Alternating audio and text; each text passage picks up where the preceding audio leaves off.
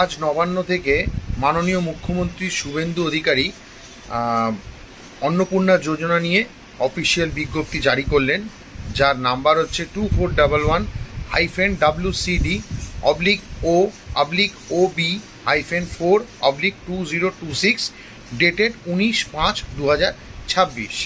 এই অনুযায়ী যেটা বলা হচ্ছে সেটা হচ্ছে আবেদনকারী যারা আবেদন করবেন তাদের বয়স 25 থেকে 60-এর মধ্যে হতে হবে।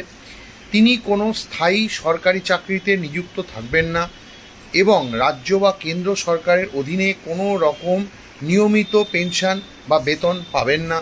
তিনি কোনো সরকারি বা আধা সরকারি সংস্থা বা পঞ্চায়েত, পৌরসভা, স্থানীয় সরকারি বিদ্যালয়, শিক্ষা প্রতিষ্ঠান, রাজ্য সরকারের সাহায্যপ্রাপ্ত শিক্ষা প্রতিষ্ঠান এইসব জায়গায় শিক্ষকতা বা অশিক্ষক পদে কর্মরত থাকবেন না বা তিনি আয়কর প্রদানকারী হবেন না।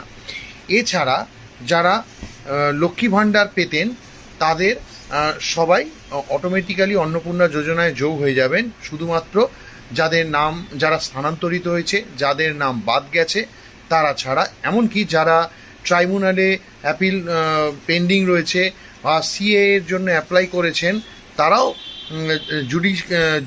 ফাইনাল জুডিকেশন হওয়ার আগে অবধি তারাও এই অন্নপূর্ণা যোজনা থেকে 3,000 টাকা করে মাসে পেতে পারবেন।